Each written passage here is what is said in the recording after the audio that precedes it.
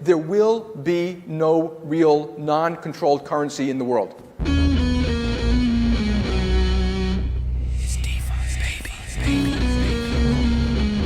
We're coming for you, banks. It's an exciting time to be involved in Bitcoin Cash at the moment. During that whole war of Lightning versus big blocks, like, were we the bad guys? Were we the ones that weren't listening? Fundamentally, we believe in markets, transparency, and tokenization. Come on, you gotta come stronger than that, you know, like...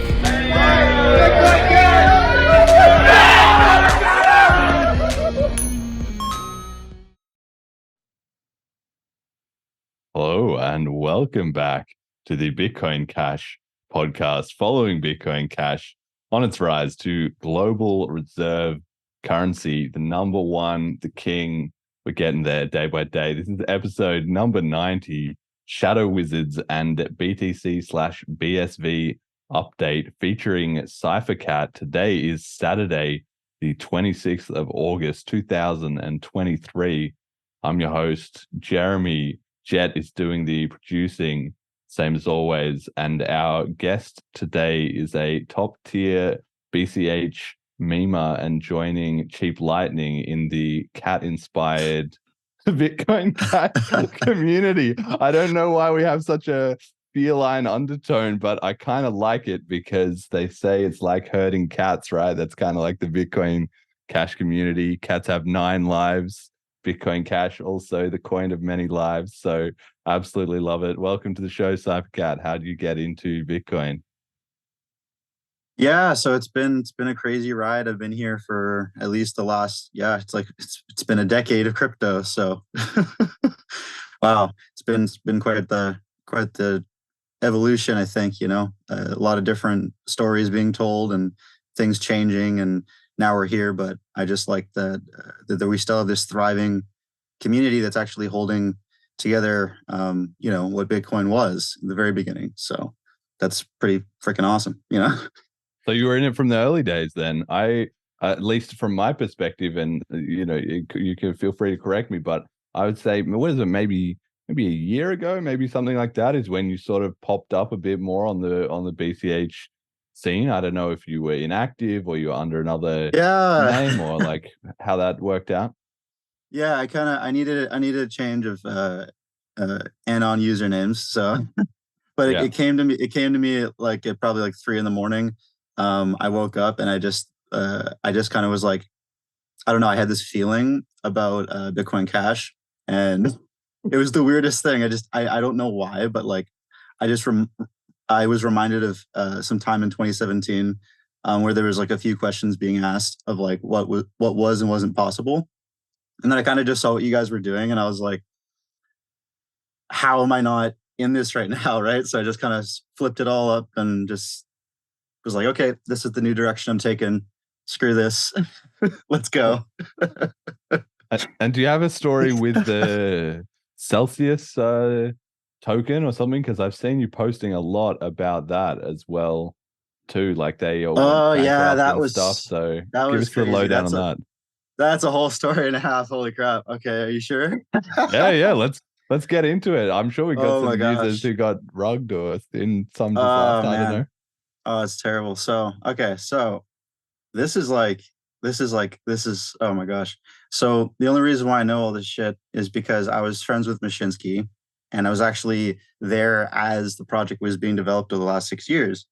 So it wasn't this evil, like, let's scam everyone type deal, right? That's not what was going on.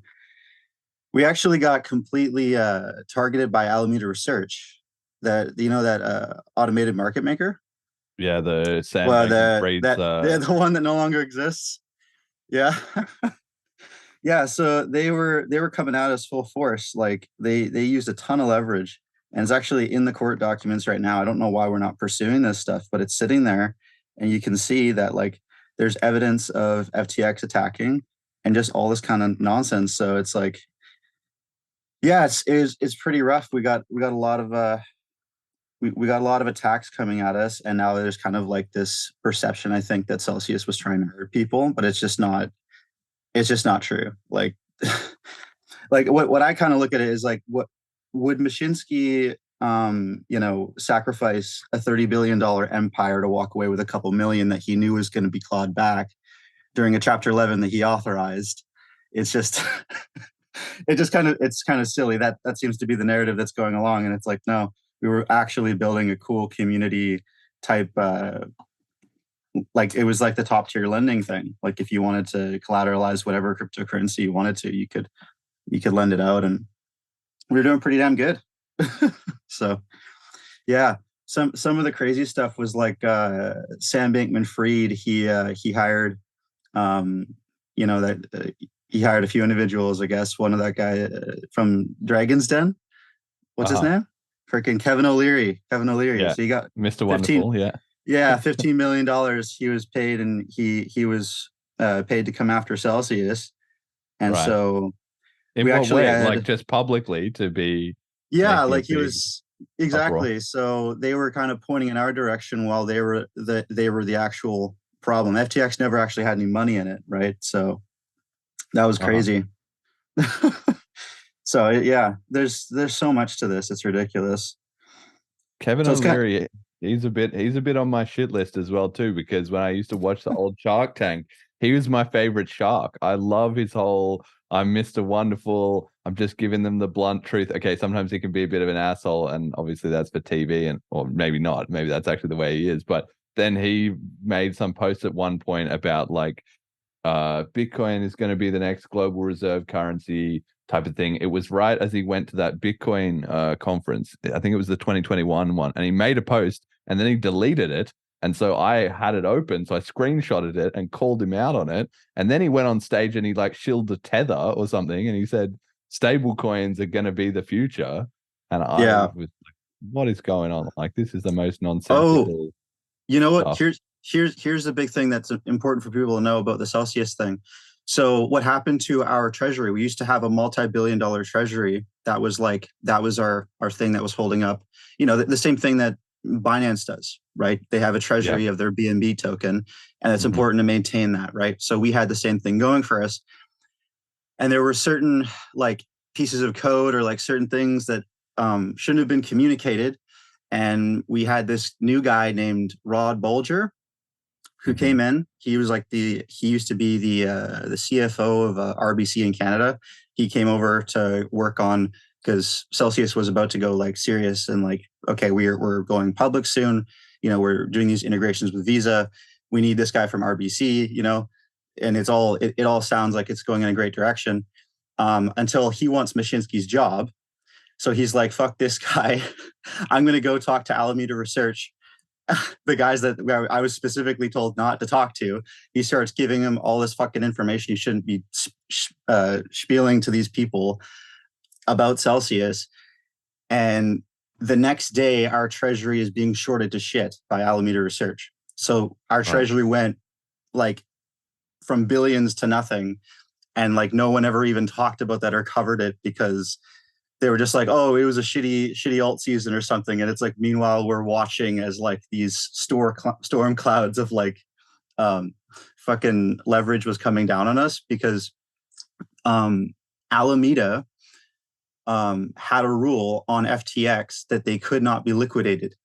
So they wrote a piece of code in there that they couldn't be liquidated on their own exchange, because Alameda was the big parent company behind FTX.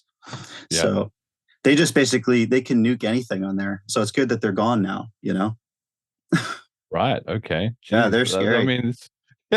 I mean, this whole thing, it's one of the craziest things about crypto is how, to be honest, there's not even a lot of transparency, but what there is that unlike the sort of US dollar, there's still, the blockchain is still keeping track.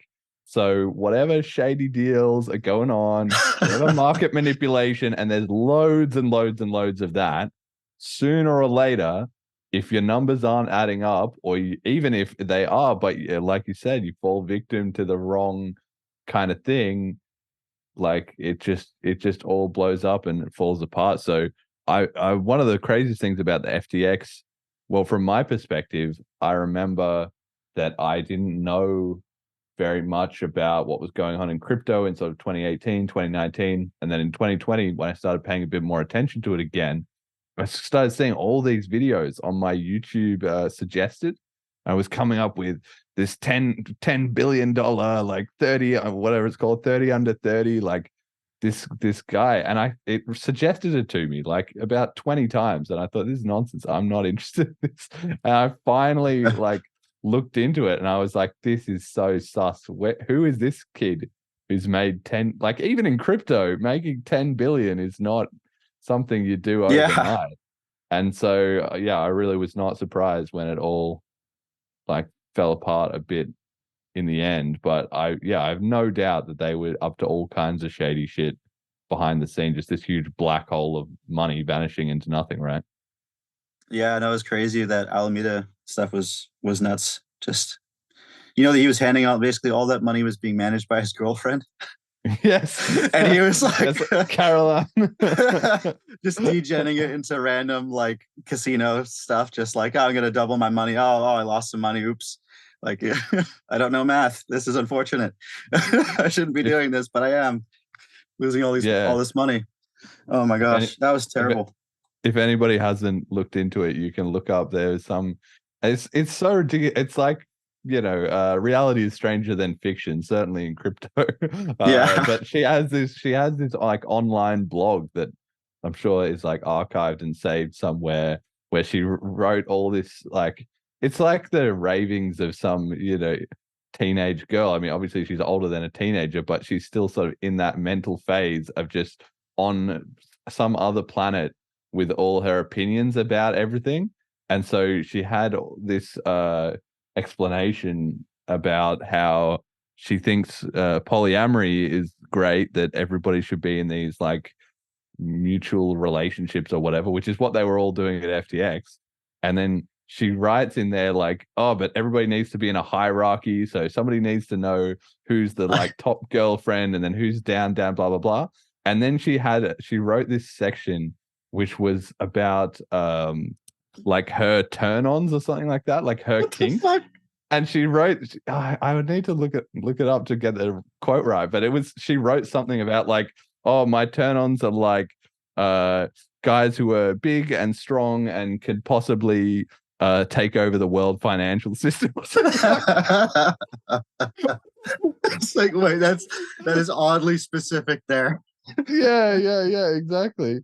And then you find out that the basically you had huge government involvement with what was going on with Alameda. Like, there's no way you got like a 30-year-old kid, right? Just like comes out of nowhere. I'm going to go and set up some CBDCs and an automated market maker and this fucking exchange. Like, you didn't do that. Like, you might be able to code a little bit, but I don't buy it, right? So there's I think Gary Gensler had his little private meetings, and I think that they wanted to basically recreate the banking system. And that's, unfortunately, I think that's been the direction that we've been heading ever since 2017. Like, I think what really inspired me in the beginning was the original Bitcoin community. It was a fucking protest. We were saying, the people deserve something like that they can fucking call their own. Like, truly, like this is the people's currency, right? Like, that was the protest. Internet money, that was Bitcoin. And then over the years, I don't know, since 2017, we've just been drifting off in this totally different direction. And I think I was looking for different communities. So I went and I found some different communities. Like, I was part of the Cardano community. I think that there's some really, really passionate people over there. Super awesome. You guys probably need to just chill a little bit sometimes, though, with the passion sometimes, just chill a little bit. But you guys are fucking awesome. And there's a bunch of cool communities, but I found that this Celsius community, and I thought it kind of felt similar to the original Bitcoin movement, where it was like a lot of people who wanted to, be their own bank. At least that was their slogan. And they were trying to find a different way to do that. And the whole goal of it was actually to decentralize. They started in a centralized way, and they wanted to decentralize at the end of it. They had like a whole new blueprint for it. I was sent a few things Uh, probably shouldn't have seen, but like, some pretty cool plans for the future of what they were building. And it was all decentralized stuff. Like they wanted to build like the people's bank where you had complete control over everything. It was going to be multi-sig. And that was the end goal of it. We just couldn't get there before, waking up and having our treasury completely decimated. So that was kind of, unfortunate. But after that, I was like, where can I go now? Because like I just got like my community just got nuked. That's unfortunate. Got to find some place else. And I at that moment where I woke up at 3 a.m. and I was like, those Bitcoin Cash guys, are they still around? Holy shit! Yeah, Yeah. and sure enough, you guys are like, oh yeah, just so you know, we just built this thing that's like the most elegant UTXO where you can fucking, this is a competitor. This is something that competes with Cardano now. And like people acting like it doesn't even exist.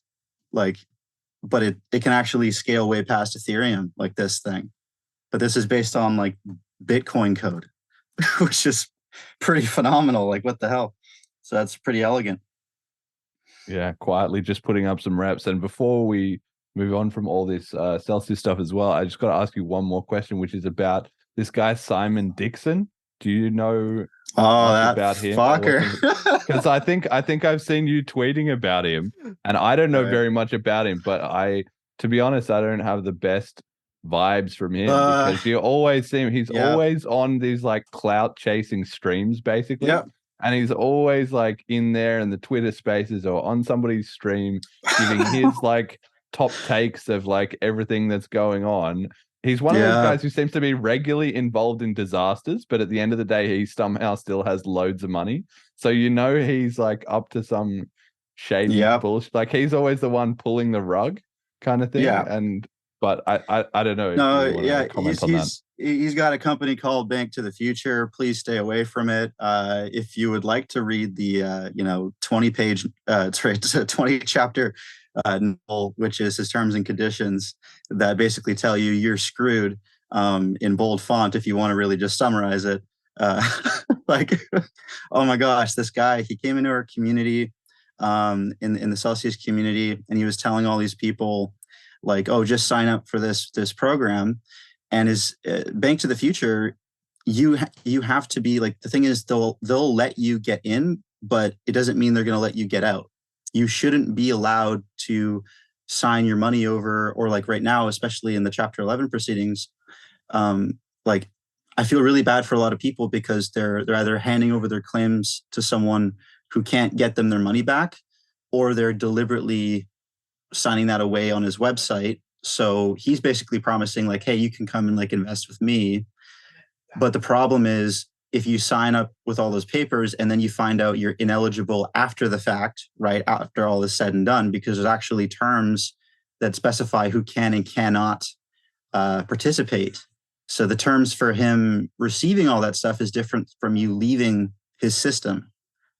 And I noticed that, and I was like, okay, so this guy's just scooping up a lot of distressed individuals that think that they're going to get their money back, but may never actually receive that money, which is really unfortunate. So just like, if you're out there and you're in Chapter 11 proceeding with Celsius, just hold on to your claim. Like, I know it sucks, but like, don't let the vultures swarm in, because like you got to watch those terms and conditions early on, because it's just crazy.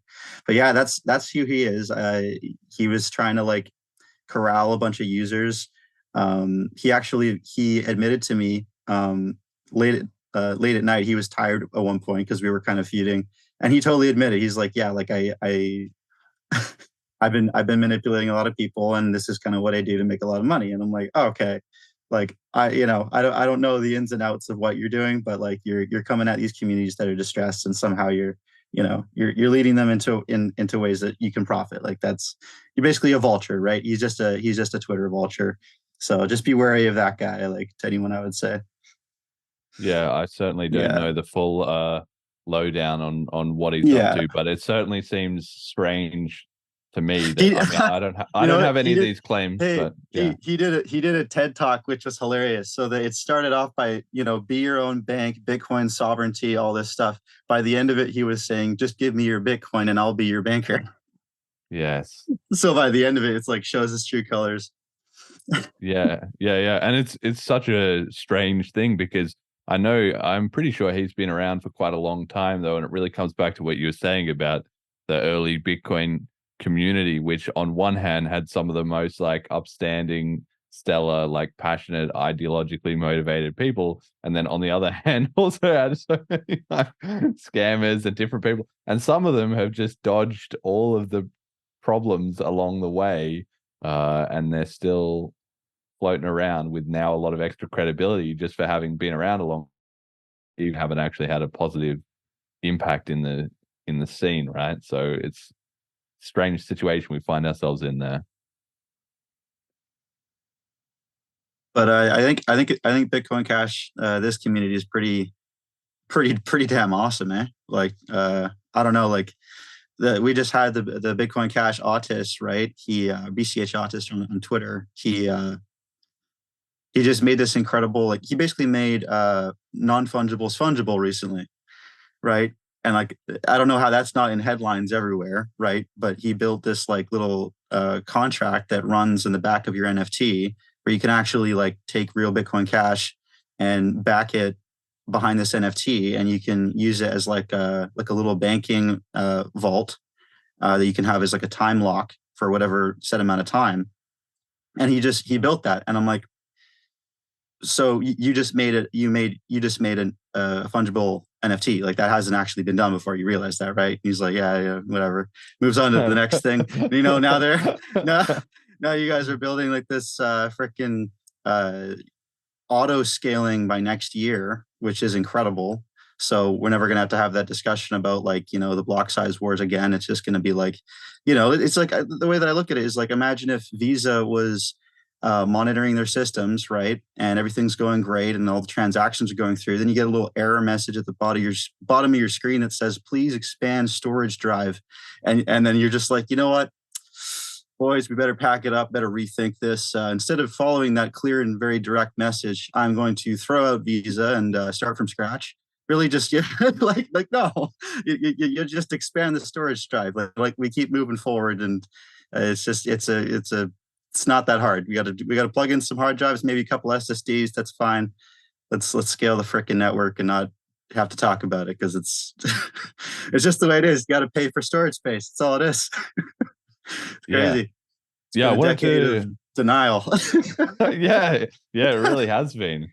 It really has been. And he, on that topic, he's obviously come out now and he's soliciting endorsements, for his chip that he wants to get everybody on board and sort of backing it. So I guess sounds like you're completely bought in. I put out my endorsement this maybe last week or the week before and said, because I've looked over it in detail. I've read through all the research.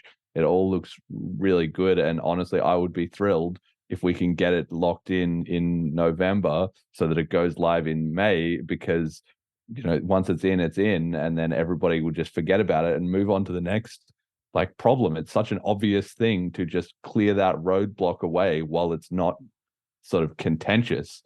Exactly. Really seen anybody complain, saying that they don't want it. I don't know. Have you seen any of that?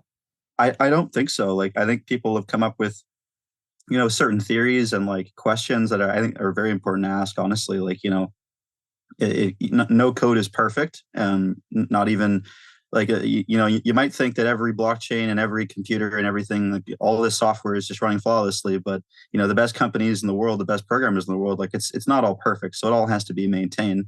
No, I think the idea is fantastic. You just want to have it because instead of having that number that says it can do this amount of transactions per whatever, you could just literally write Bitcoin Cash limitless. There you go. Don't even write, because it doesn't matter, because we don't have to think about it, because the code just runs and it's auto scales. And why wouldn't you just go and buy some more storage space when you need it to expand the network that's making you millions of dollars with all these billions of people on it? So that's kind of the end goal there. And I think that that's possible, and it's pretty crazy that we're doing this.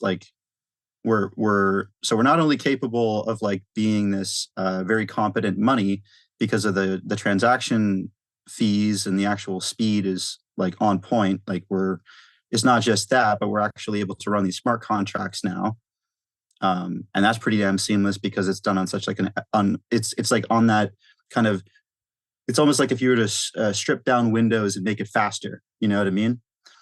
So we've got this UTXO model that's super, super elegant and fast. And then you're able to deploy some things that are really, really cool. And I guess that's where we got to having, you know, fungible NFTs now. Like, what the heck? Again, like, you know, shout out to BCHautist, man. Huge fan out there. Well, you've got the Paytaka BitCats avatar. Have you been enjoying that as well as the Cash Tokens ecosystem growing up, right? Yeah. Oh, you know, hey, a good fact is that I think I technically gave Doge Cash its market cap. Okay. So I think all the billions of it is now worth like a couple $100 or something because I bought like 10 million Doge Cash at like I did, it was just like an over the counter thing because there's no actual integrations built in yet to like show actual pricing. But they're working on all that kind of stuff. It's all being, you know, I think the Cauldron Dex is launching soon, so that'll be cool. So yeah, but I bought like 10 million. I think I might have actually been the first person to buy Doge Cash. So yeah, so that'll be cool. It's just like it's literally just Doge, but because it's built on better code, it's just by default 10 times faster. So it's like, okay, cool. Like, you know, you got this Doge Cash stuff, and let's see if that goes off. And it's got the green glasses on there, of course, the green glasses gang. Doge Cash, actually, yeah, obviously just a bit of a meme, but now you say it like that, I wonder if, because really the main thing with Dogecoin obviously is the community and haha, it's a meme, right? And I wonder if, like, it's true, if we already have all the actual quality infrastructure and so on and so forth, if there's some way that we, you know, some enterprising person will be like, hey guys, forget about Dogecoin, what about Doge Cash? It's basically the same, except you just use the Bitcoin Cash wallets and everything, and boom, it all just runs. Like, as the Cash tokens integrations and support kind of filter out there, yeah, maybe that will be something. Yeah, like you could have this narrative where it's like, we're moving away from Bitcoin now, so anything that, you know, has this kind of this kind of relation or whatever, or similarity, like if we're moving away from, you know, Bitcoin to Bitcoin Cash stuff, then maybe things like, you know, I think Doge Cash, I think Doge was actually based off of Bitcoin code. So yeah, maybe people would look at the other model and be like, oh shit, like that already scales better because it's based off of this network. So, you know, I'd rather use the BCH network than anything else, you know? So. Yeah.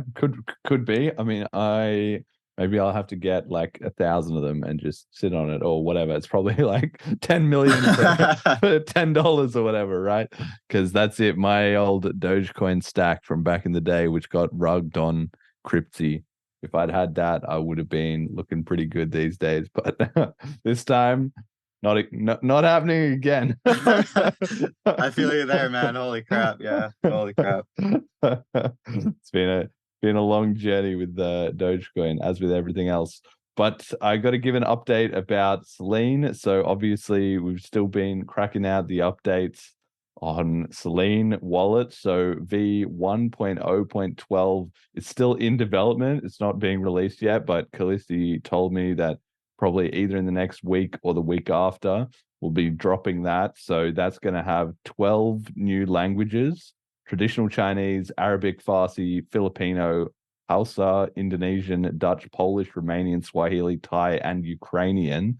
I've also written some scripts so that if people want more languages in the future, or as we kind of add more screens and stuff like that, we can just auto translate everything into every different language.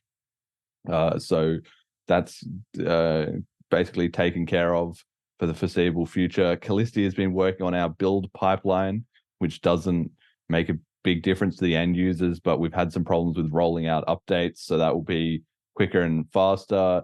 You'll also be able to check out the Xpub and Xpriv keys. We've added you can display them. Some users have been asking for that. And the transparency on the viewfinder has been when you scan, instead of it having like a gray over the window, it'll be clear. So it's easier to see what you're scanning. Plus, obviously, some bug fixes. So for anybody who's been, using Selene, the next batch of changes is on the way there. And then the release after that is planned to be V1.1, which is supposedly going to be when we're kind of leaving beta. We got to just clean up the internals a little bit. And I want to add daily user tracking so we can see a graph of how many people are active on the app. So that's sort of already in the works. So users can look out for that. Have you tried Selene Wallet? Have I tried Selene Wallet? Yeah. Yeah, no, I have. Yeah, I've tried quite a number of these wallets. They're all pretty amazing. Like Selene Wallet's definitely one of them that's really up there. And I think another good one's Electron Cash, right? Yeah. So there's a bunch of good stuff. I've been using. Have you ever tried Stack Wallet too?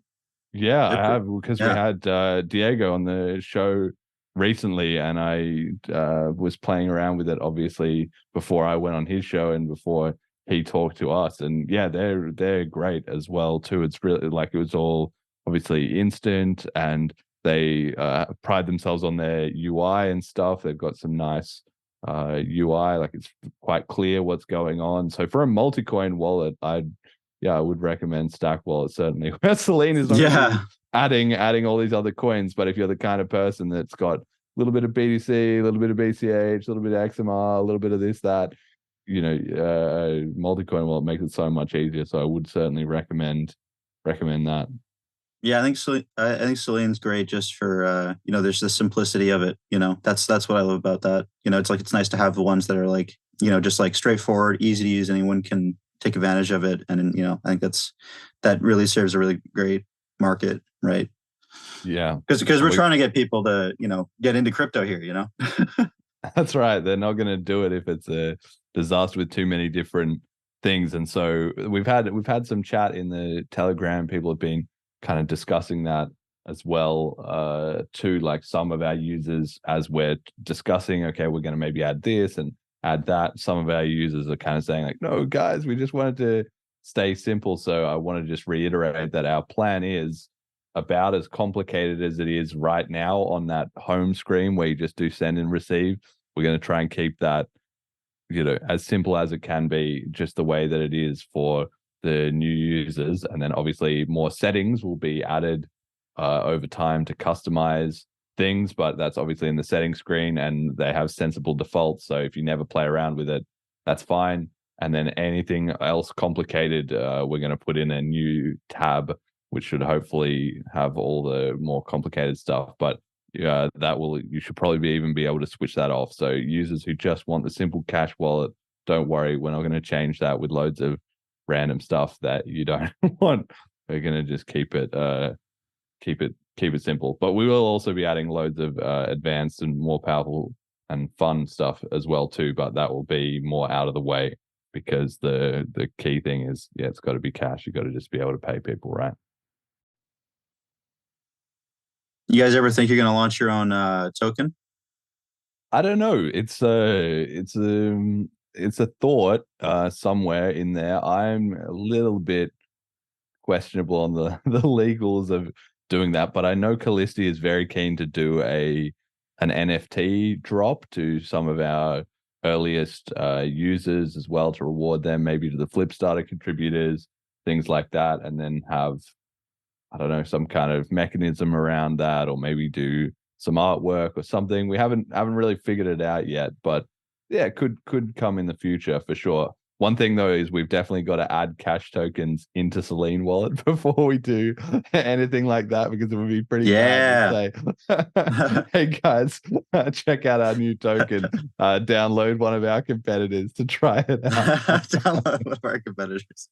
Yeah. So that makes sense. So we're definitely not going down that path too soon. But it's an idea in the back of the mind. Right. I've also got the listener survey is back last year around this time. late August, early September. We ran the listener survey to get some feedback from the community on how they've been finding the show and asked them about a couple of trending topics in crypto. So I brought it back for this year. There's 13 questions, although the last one's a comment, but they're all optional. But it should only take you about 5 minutes to do it. So if you're listening to the show, please go to bitcoincashpodcast.com/survey, SURVEY.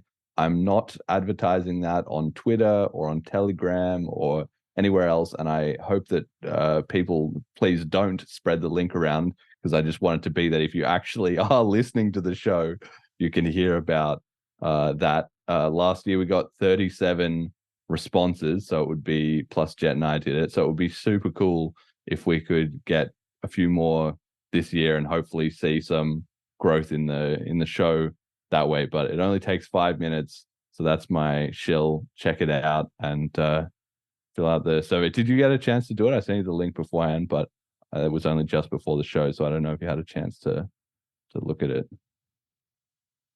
Oh, sorry, did you send me something?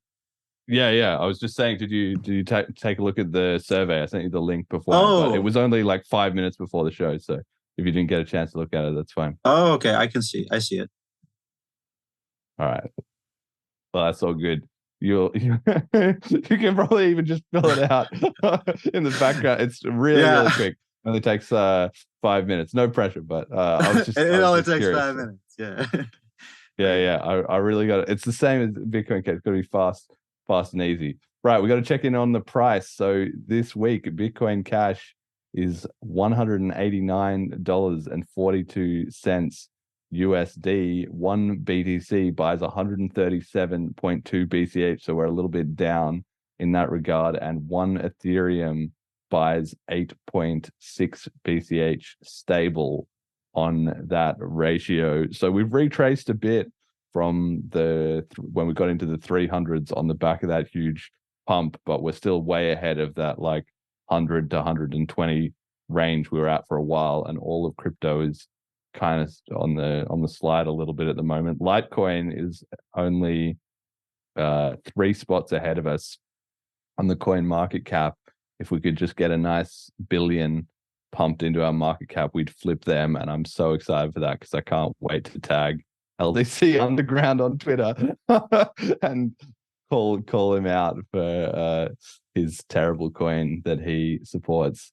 But how do you handle the markets? Do you trade much? Do you have a variety of coins? Do you go all into BCH? What do you do, CypherCat? Yeah, at this point, I gotta admit, I'm all in on BCH.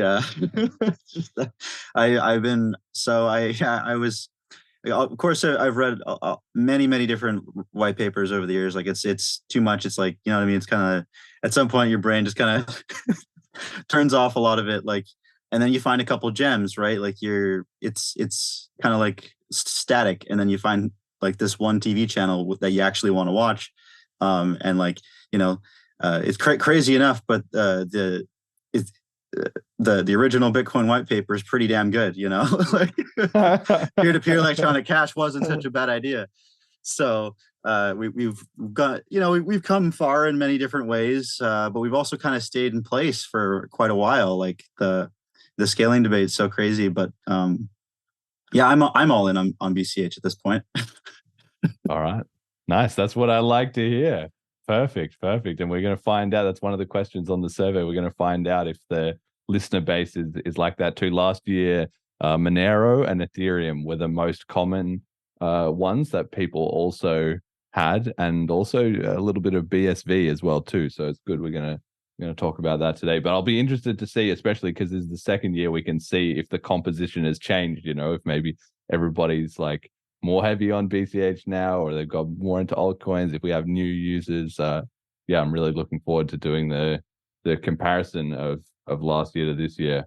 So speaking of that, I've got a slide here about BCH culture, which is that I feel in the last couple weeks we haven't done a show, and before that we did the Drive Change show with Paul Stortz, but things have been kind of quiet. You know, everybody must have just been heads down, working away. There hasn't been big releases. And there's been no drama, you know. I don't know about you, but BCH is not having drama. People are not fighting. Nothing's going Exactly. on. So in the void, like we're just arguing with these laser eyes on Twitter, but we kind of don't need to anymore as well too. I feel like the community's really turned the corner there. It 'Cause you feels like just we kind of see- won the argument. Yeah. Yeah, Like- that's right. I mean, obviously we knew we were right sort of the whole time, but it's now got to such a point that I don't know how you say, the zeitgeist or just the general sentiment seems to have flipped, because we're just in these laser eye arguments. They just get no engagement. Nobody even really likes their posts, even if these guys are replying and writing back. The BCH side is getting more likes. People are. It's just obvious they don't have anything left. Even just the price graph, they're not even really bothering to throw that up anymore. No, it's insane, because like I'll actually see, like I think I made a post about it earlier or something. I was like, this is the current state of denial that these people are in, where it's like you've got this guy who, like, literally he perfectly describes in detail exactly why Lightning is screwed, and why everything that they've been doing for the last 7 years has been absolute nonsense, and they can't move any further. He's completely aware. He's like, yeah, like I'm the head maxi for this group, and like, but I'm actually actively telling you exactly why this cannot function ever. And then someone from our community was like, well, Bitcoin Cash works. And he's like, but it's not Bitcoin. It's like, and here we have it, ladies and gentlemen. This is called denial, right? Like, we're right here. We're standing right here. It's okay. You can admit it. Sometimes we just go down the wrong route and we choose the wrong thing. You might have chose wrong. It's okay. You guys wanted to try something. It's okay. It didn't work. You come back home. It's we got like 0.0001, fees or something, like. And also the double spends aren't happening on our side. It's pretty good over here. Exactly. They're so lucky to have this sort of golden parachute, but the thing is they just have to take a public L to do it. John Carvalho is the classic case. His Twitter posts are getting weirder and weirder. Like, he did one today all in caps about how Michael Saylor is going to buy and we're all going to be sorted because Jack Mallers is going to buy. And he made this really weird post, which was like him obviously sarcastically, in quotation marks, pretending to be a BTC shill. But then afterwards he posted, haha, I'm gonna, might try my hand at being a BTC shill influencer or whatever. But it's like, what are you even doing, mate? This is mad friendly fire, because you spent all this time saying every other coin is shit, fiat is shit, every other crypto is nothing. But now he's sort of taking aim at his own community and saying, yeah, we are the ones who suck as well too. So coming out and just saying we were wrong, guys, is apparently still past him. So I don't know. Do you think we're going to be seeing some of that in the next 3 to 6 months, or do you think people are just going to go silent? They're not going to want to publicly own up to being on the wrong side of the fence? I think a lot of people are gonna flip on their green hats and their green glasses and pretend like it never happened. I think that's basically what's gonna go on. It'll be a lot of awkward silence and maybe some unblockings, maybe some new blockings. I don't know, but it'll be like a little awkward ordeal, and then I think things will get a lot better, because it's totally unsustainable. We saw it the last cycle, right? And I think actually the best way to look at it isn't the way that they keep suggesting, is like it's these billionaires and millionaires that are using BTC. I don't think we should be judging it by that, because that gives us too much of a range. We should be looking at it as, okay, imagine you're a kid and you have $20 in your pocket and you heard about this thing called cryptocurrency, right? And you're excited about it. And you just want to like buy something, I don't know, like whatever it is, you're buying a stick of gum off the internet, off Amazon or something. I don't know what you're buying. But maybe, okay, you got a couple options, right? You got BCH, you got BTC, you got Ethereum or something right there. And it's like only one of them is going to actually get you the stick of gum. and that's going to be BCH because you're going to pay nothing for the transaction fee, and then you're going to get your BCH. Then you're going to get your item. You're not going to pay crazy amounts of gas fees and all that kind of stuff, right? So you're going to get your item with the first one, and then you're going to get screwed on the other two. Actually, you're going to owe them money by the time you're done, right? So it's like, is that customer that just went through that going to come back, and get screwed over again on all these little purchases? Because those are the purchases that I think that matter, where it's like you're trying to get through your day and not, you just want to buy a, like, I don't know, you want to buy a beer or something, right? Just to chill. Imagine if you couldn't have that beer because of a stupid little thing, like a stupid network or whatever. And that's how people get their first impressions, right? And you can lose customers for life by just screwing it up bad once, but you send them to go use BTC on top of the cycle. People were paying $100 for transaction fees, and it was multiple days in some instances before you'd actually get a settlement. And with at least on our side of the fence with Bitcoin Cash, it's like you can have these zero confirmation transactions, right? Because if you can't do that, then you're also open to double spends. So like on their side of the fence, then too, like you've got a brand new issue, which is like we've actually had hundreds of thousands of dollars stolen from ATMs because of BTC and their lack of having zero confirmation transactions, like actually ready to go. So people are super confused about that too now. That's why it's so bizarre that we had this post recently where Felicity had the video of Selene wallet, somebody using the Selene wallet, and he posted it in a thread where people were going on and on about Lightning's great, it's going to fix everything, blah blah blah. And he posted that video and said, no, like on chain is like Selene is just a lot better. And then the guy replying to him couldn't even believe it was real. He thought it was a fake video or something, and he said, oh, but this is like, I'm not talking about your layer 2 solutions, like I'm talking about on chain. And it was like, no mate, this is on chain. And it just worked. Like his mind couldn't even process that BCH was just effectively instant and worked with no bullshit. And it's so sad that Bitcoin has had to go through this huge cycle of people thinking it sucks, right? But we seem to be pushing through the other side, like the ones who are, stuck in their little echo dog chamber of a terrible user experience, but willing to go down with the ship or double down, like you were talking about Vlad Kostia. Like they're increasingly few and far between, right? So I think the sentiment just seems to have shifted for the better. It's just kind of crazy because like when I like if I almost view like these millionaires on Twitter, right, as like being like the BTC millionaires on Twitter that pump to like these really young kids, like when they pump BTC to these like young kids, it's kind of like it's having that negative effect, like I was saying, of like when you're actually entering like a BTC ecosystem, depending on when you're entering the market, you could be losing like hundreds, if not thousands of dollars. And you just think that this is part of the experience. And it's kind of like you're being screwed at the very least, right? You might know what you're doing. You might think that it's, oh, this is just, BTC, but it's like, really think about that. Like that guy's got way more money than you. You're getting new to this. And, just because everyone else is doing something right now doesn't actually mean that it's the right thing to be doing. It's just a popular thing, right?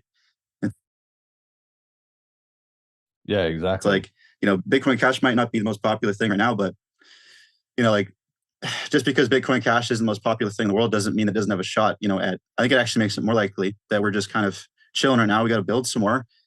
And then people are going to take a look at what we're doing and be like, hey, what's over there, and then you get some momentum.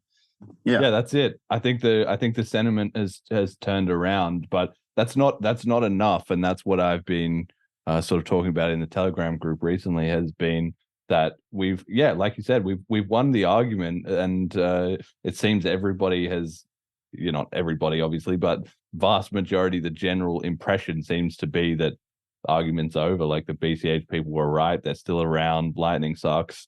BTC fees are not going anywhere. It's all a bit confused what we're doing, ordinals or what have you. But that's not enough to get people on the BCH hype train. Just, oh, they were right.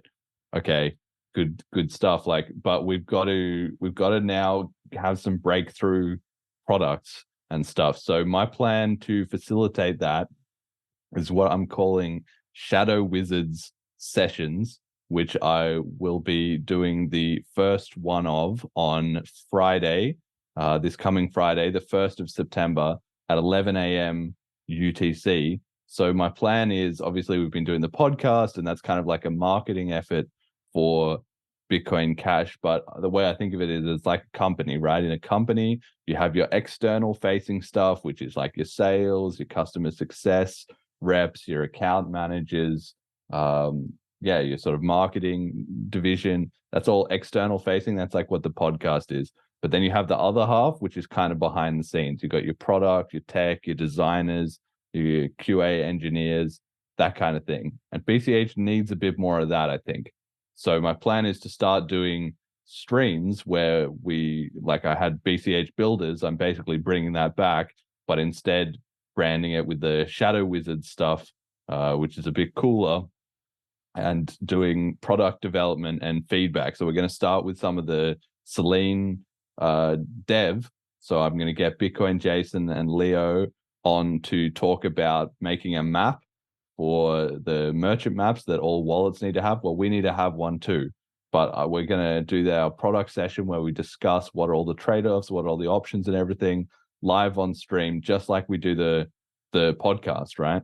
And then that way the community can watch and can see, wow, this is pretty cool. Like, stuff's getting built. They can chip in with ideas, and hopefully we can have a bit more public-facing cooperation and hype around new products. So we'll start with obviously doing our stuff for Selene, but after, as the weeks go on, I don't know if it's going to be super regular or what. Hopefully we can get others in the ecosystem involved. Maybe we can do some tutorials for people who want to learn some JavaScript or what have you. That's kind of my plan, because I think we already won the argument with war. We've won the argument with words at this point, and we kind of need to start winning it with code and with products. So that's where I'm going to be trying to push the ecosystem. That's awesome. And I'm also like, you've seen Cauldron decks. That looks pretty damn good.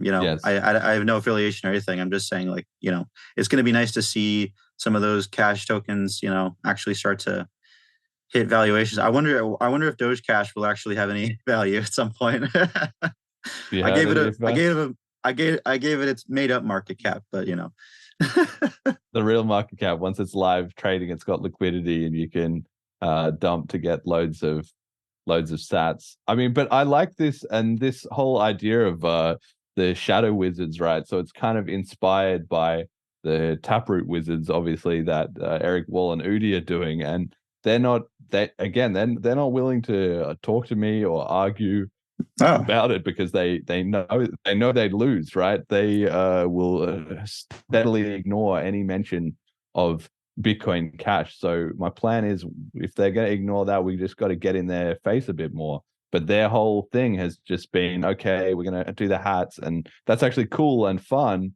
but they don't really have a lot of follow-up because they're not engineers, and mostly it came down to just sort of community relations things. So I feel like we can take things to the next level if instead we're like training up like a whole army of legitimate wizards, coders that are in there with the DeFi and all that sort of stuff.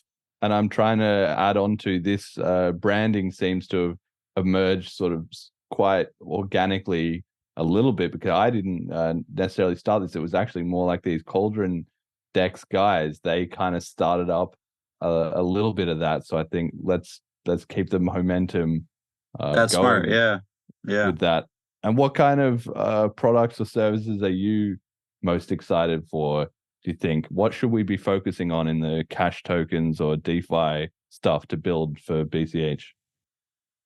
I think right now, perfectly. Like having a DEX is super important. That's awesome. That they did that. I don't know if you guys want to make your own or something. That would be cool. Or having maybe one day, like having that as a goal. Like you have even just like a little swap feature or something, for like a wallet or something. I don't know, or like an external thing. Like I don't know. Those are always like something that I'm looking for, like just ways to buy. I think for me personally, I would love to see on ramping from on ramping from fiat just directly to BCH. That being a focus from like and maybe done in a way that like gives you the option even like on purchase. So like for example, if I were to take my money and I'm like, okay, I want to buy some Bitcoin Cash, and maybe I want to then after I've done that in the same wallet, send it through like a mixer or something because now I'm just like, okay, I want to be free. I want to go off into my own crypto world and I don't really give a shit about being tracked from this point on. So, like that could be a really cool feature, like just having quick on ramping and then being able to like immediately escape into crypto land where you're not going to be, kept tabs on by your local government. I really think some crazy stuff's going to happen, honestly, in the next 12 to 18 months. I think some pretty crazy market downturns in the real world are going to reflect, I think, in a really positive way for crypto and other assets. Just for a lot of different reasons. I think there's going to be some pretty crazy volatile stuff, but basically, what's going to be able to handle all that, and that's honestly why I'm really into Bitcoin Cash, because it's just like we know it can scale. So there you go. Like you say, as the maybe financial system falls apart a bit more on the traditional side, it really just makes the case for us being in the kind of the alternative, right? If the existing regime is falling apart, well, that's when the opposition gets a lot of credibility without a lot of work. So I think we will be seeing that. And it's funny you mentioned the privacy stuff because I haven't really looked into it, but there's been another round of the Tornado Cash kind of drama with the guys involved there have now been arrested, I believe, as well too. So clearly the system is feeling the threat. Like the next, who are they going after? Not even, well, I guess Sam Bankman-Fried a little bit, but it's actually like the devs making open source software that are being targeted more than people running these regular scams, right? They're setting the standards now, right? Because what I kind of envision happening, I think a lot of people might see it the same way, or maybe just see it slightly differently. But I think what we're going to see is we're going to see massive banks bailing in on their users because I think there's going to be a massive shift over to a new system. Part of that is because their cash reserves are at like less than 1% right now. So I know that globally banks are screwed right now and they don't care. Like they're not going to print any more cash. They're done with cash. We're moving over to an electronic system. Yeah. So if that's the case, they're basically waiting for people to take out as much, like basically just the rest of the leftover cash. Then what you can do is you can call it a bank run. So you get to gaslight the user, even though that they know it's going to happen. They're just waiting for for that last customer to make the last domino fall. And then they say, okay, we're going to pause for this weekend, you guys. And then they're going to announce, you know what, guys, you're all going to get this redemption for this this voucher token thing or whatever, and you're going to be issued your new CBDC because I think that's just what they have to do. There needs to be a network upgrade basically for this whole financial system. I get that's what's basically been going on for like the last while is like, okay, how do we update this infrastructure for payments? And it's like that's what they're kind of working on. Seems to be that's just what's going to happen. But the only way you can do that is if, I don't know, I guess you wait till the old system bleeds itself out, which we've done. We're at the end of the 120-year period with the fiat money. So then we move over to this new system that I think it's going to require a different method of thinking. And I think hopefully if you're on the side of Bitcoin Cash, like you adopt the mindset that like you are in charge of your own money. Your purchasing power matters to you and that you're going to fight for your purchasing power. And not only that, you're going to guard it by using the network and, supporting other people financially in your own life instead of this backwards system that we have now where it's like you don't care about your purchasing power. You're letting someone else steal it from you. You're actually giving more and more of your freedom away all the time. You're always working, trying to, you're trying your best to keep up with this failing system that's failing you on purpose because it makes you desperate and it makes you spend more. And it's like the only thing that you're missing is realizing that you actually have the power and you don't need that middleman to be printing infinite money away. So that, like it's crazy. Like right now, minimum wage in Canada should actually be at $30 an hour if you wanted to keep up with what minimum wage used to be. When it comes to purchasing power, like I think it was over like just a couple decades ago. So it's like people are like actually really, really struggling. They don't even know it because they think, okay, I'm making $16 an hour, right? Because they think that makes sense. Like that's a lot of money. It's not a lot of money. Like when you're paying $7 for your sandwiches or whatever, like, Yeah. people don't seem to get it. And then you get hyperinflation, the system falls apart. But when you're in such an electronic environment like this, I think we can transition over pretty quickly, pretty seamlessly. But you're going to be handed the CBDC, and then what are you going to do with it? Well, people like me, I'm not going to hold on to it. I don't want to be tracked. I don't care. I don't want to be part of that system. So if you're going to hand me a CBDC, I'd like to be able to swap it over to someone who wants it because I want Bitcoin Cash and I want to go and fucking throw that shit in a mixer and escape off in crypto land because, that's the point of cash, right? And if we're going to live in a cashless society, I think Elon Musk was talking about it recently.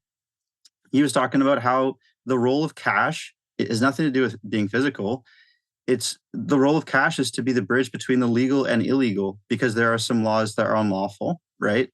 Like you should always be able to have the choice, right? Exactly. Like you've got some immoral stuff going on, right? Like I should be able to do what I need to do with my money without a credit score telling me that I can't get, because it might be illegal to in the future do certain things because of certain reasons with your money, right? It's like a programmable money where you're being restricted. If someone's sick and I need to send a quote unquote illegal transaction to save someone's life, right? That's what I mean, right? It's like where it starts to get pretty nuts and you can't do certain things because of, whatever arbitrary systems that they start to roll out over the next while. So do you think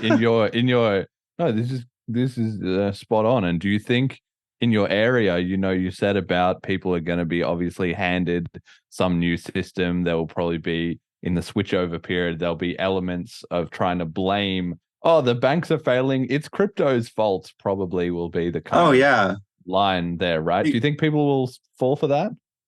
I think that once they see, I think there's going to be a lot of people who get the money and they're going to be content and they're going to wait for further instruction. There's going to be people who have been paying attention for the last, however long and are actually aware of what's going on and awake, and they're going to be like, okay, screw this. I need the alternative. I need something else. I just know that this isn't right. My bank shouldn't have failed on me. I shouldn't be losing my mind on a weekend when this transition's happening. I shouldn't be without my money. This isn't normal. Like they told me that this was safe. How can I trust them, right? I think that those people that are actually very good thinkers are going to come over and look for alternatives. Because right now, like I'm getting like little warning signs here and there, right? Like when your bank offers you like $1,000 just to like stay with them, right? Or like or even just try to be like, oh yeah, hey, you want to throw in like a couple million so that you can earn 5.5% on it. And like this is Scotiabank. I'm like, there's no way right now that you are making 5.5% on anyone's millions of dollars. So why do you need my money, right? Why are you sending me these emails? And how many other people got those emails, like begging them to put money in or bribing them to stay. So you're starting to see, shaking in the banking industry.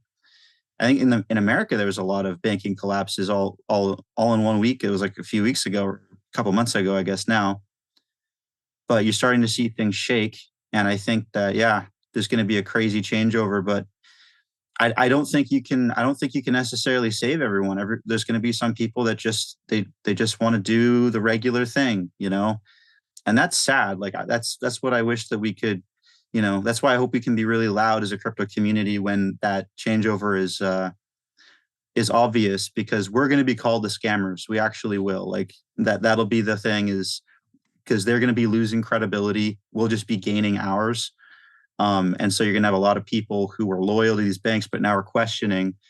So it's going to be quite the ordeal. But I think as long as we're just helpful and, we're trying to show people that they have the power over their own money, then I think that'll be the way that we get through it. Right. Yeah. Because I mean, I can't avoid saying it, even though I don't want to go into a huge thing about this, but it reminds me just so much of the whole thing with the vaccines. It was just like the unvaccinated, they're the enemy, they're the problem. Like it's going to be that same thing, but like our system is failing. And if you are in crypto or whatever, then that's our fiat meltdown is happening. The inflation or whatever it is all going to be blamed on crypto, especially if a lot of people are using crypto. There'll be this last ditch effort to say, don't be one of those crypto users. That's not very patriotic, or you're screwing over everybody else, or something like that. There's always some kind of emotional appeal, Yeah. It's gonna be pretty nuts. Like, and you know what I'm realizing too is like, because of these zero confirmation transactions too, that's also one of the reasons why Bitcoin Cash is a winner. And it's nothing that anyone's thinking about right now. But so for example, right, I think a lot of people are gonna be down with the fact that this is a cashless society, or they're gonna be getting used to it. But they're going to still want to go outside and do things, right? They're going to want to buy stuff, like maybe at like a local market. So I went to my local market and I did not spend any physical money. And I was really weirded out, because it's been the first year I've ever gone to the market and I've never actually had to take like actual physical money and spend it. What ended up happening was everyone had these little like those, those little white square things. Little white square I know exactly things. what you're talking about. Yeah. But what's crazy is that I didn't have an internet connection on my phone when I did that transaction. So that was a zero confirmation transaction, because it got a notification through NFC from my device to the device that was actually online. So you can have people running around markets with their phones that don't actually connect to Wi-Fi, that are just making Bitcoin Cash transactions to buy whatever they want. Right. And so now you live in a cashless society, but it's just as seamless as if you were to be using regular physical cash, or if not, just way easier. And you don't even have to worry about like, whether my customer has like a data plan or something, because I had no internet connection on my phone when I was doing that. And I was like, that was the thing that was like, wait, how is that possible? Oh yeah, because it doesn't actually need the full confirmation when you're doing those types of transactions. And so if people want to come together and they want to do these kinds of transactions online, and that's kind of the route that we're going, you can't use Bitcoin. Ethereum's not going to be an option. Cardano's having trouble scaling because they chose a very similar architecture to Ethereum. That's the roadblock that they unfortunately got stuck with, honestly, because like it's not a bad infrastructure to start with, but it just wasn't. It had a little bit too much code. Basically, it's like you built it too big in the beginning. You built it like a supercomputer, because you were trying. Like they were trying to recreate something, right? They were trying to recreate what had already been built with Bitcoin, and then they were trying to, have that done in a slightly different way, right? But you only needed to add you didn't need to go with 4,700 lines of code. Like the Bitcoin, like the SegWit guys, and you don't need, if you're on the Ethereum side of things, you didn't, or on the Cardano side of things, you didn't need to build your tens of thousands of code. Like it doesn't need to get, the more that you build on it and the more that you like add all these problems, like that's how code, like I used to be into like, not like blockchain development or anything, but I know that like when you try and add like a new feature or new this or new that, it just gets so bloated.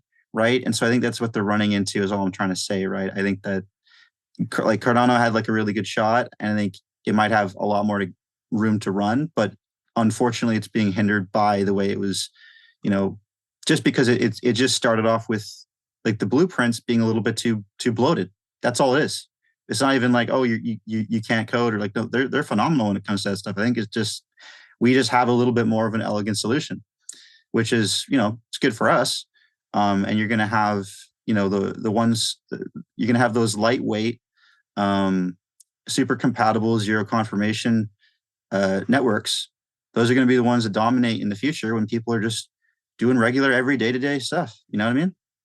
Yeah. I think the elegance and, like you say, the simplicity, keeping it simple is very, very, very important, because, like you say, tech debt, it adds up fast. So people, and that seems to be at least what's happening in Ethereum as well at the moment, is every time, and it's been happening for years, but it seems to be accelerating even more at the moment, is every time they add something, they fix something, then that creates a new problem, and then they add another thing to fix that, and then and it's like this endless thing. I've been reading up about their proto dank sharding stuff that they've got going on, and it actually sounds kind of cool, and they've done a lot of work, but what they're essentially doing is recreating SPV zero conf BCH wallets, but they're just doing it in a really convoluted way with all this like roll up cryptography and different things like that, but it's still all just going to be on one address, and the fees on the main chain are going to be a nightmare, and there's all this stuff that they've got to sort of work around just to get to the same point that we're already so. That's when when I realized L2s were completely pointless, was when I was started to use Polygon, and it was actually because it was really good. Like, I was using Polygon, I was like, wow, this is fantastic. Why don't we just use this? Like, why are we putting Ethereum on this pedestal and saying, like, Ethereum has to be the thing? Like, if you're going to go and wrap everything on Polygon, if you have a simpler solution that can actually scale better, it's like, that's not how things work. Like, you can't, like, this scaling that we're talking about doesn't make any sense. And that whole narrative has been it's been so off for so long. Like, we like an L2 is just an L1. You're just putting one thing onto another thing, and that's it. And now you've got I like that. An L2 is just an L1. That's a great phrase.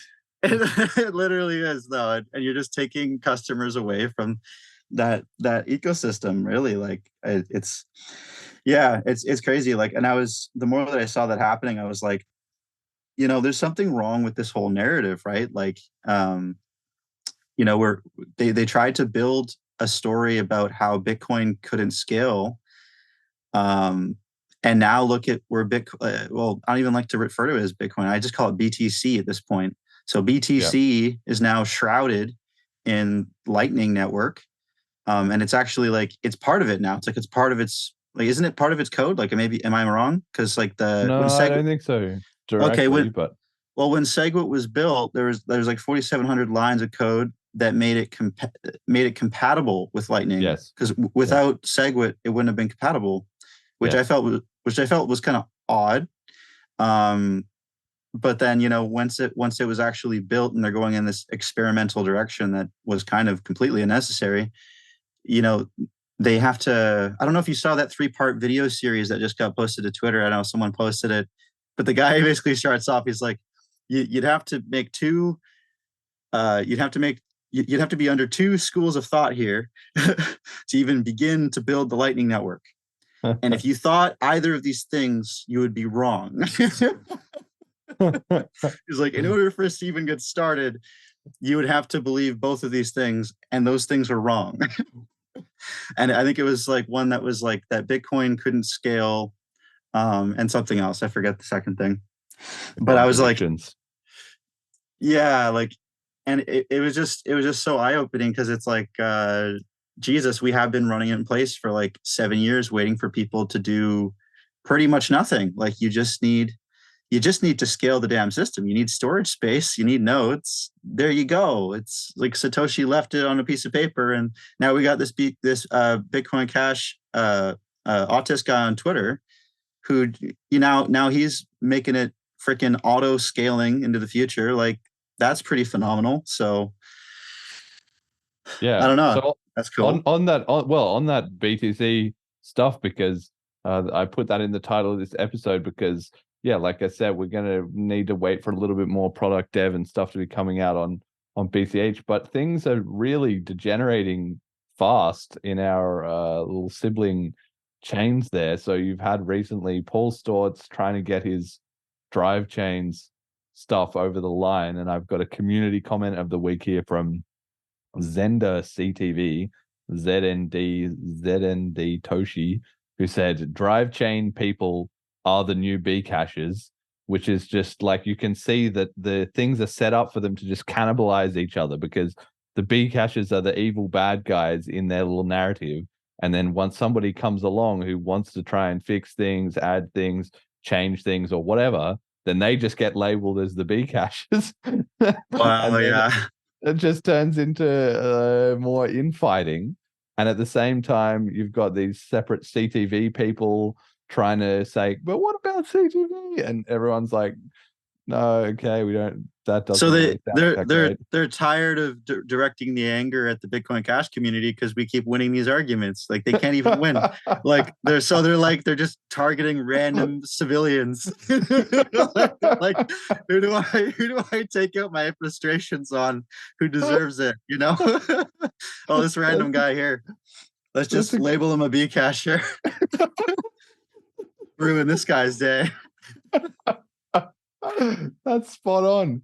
That's so true. I hadn't thought about it that way, but that's it. They're catching strays all over the place.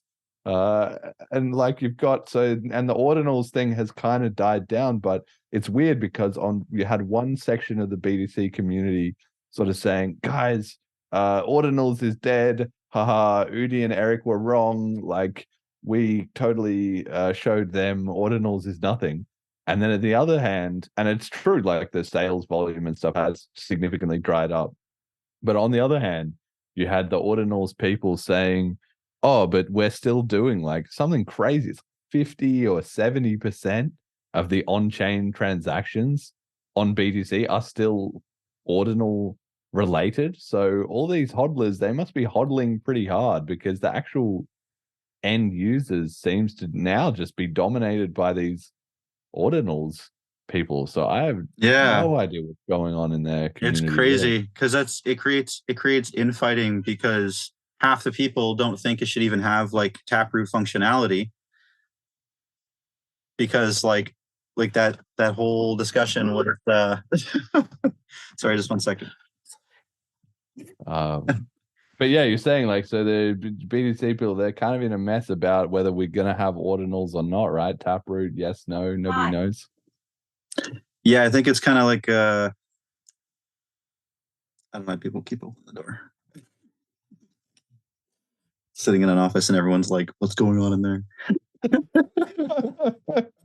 You're popular, mate. Okay.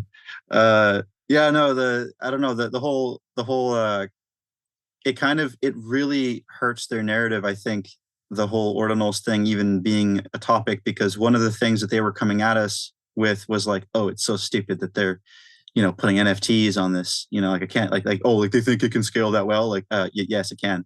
And then, and then when they tried, it's like, okay, cool. You've got like what's equivalent to like inscribing like a frickin', I don't know, like a haiku on like someone's boyfriend, and then that boyfriend walking away, and then you get held like you're holding like an IOU of an NFT that might be hosted somewhere. Like that's basically ordinals.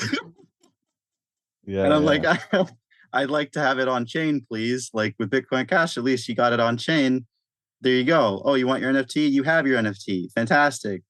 And they took this really weird, awkward route to getting ordinals to be a thing, where it's like a very, very small amount of information is actually having to do with BTC.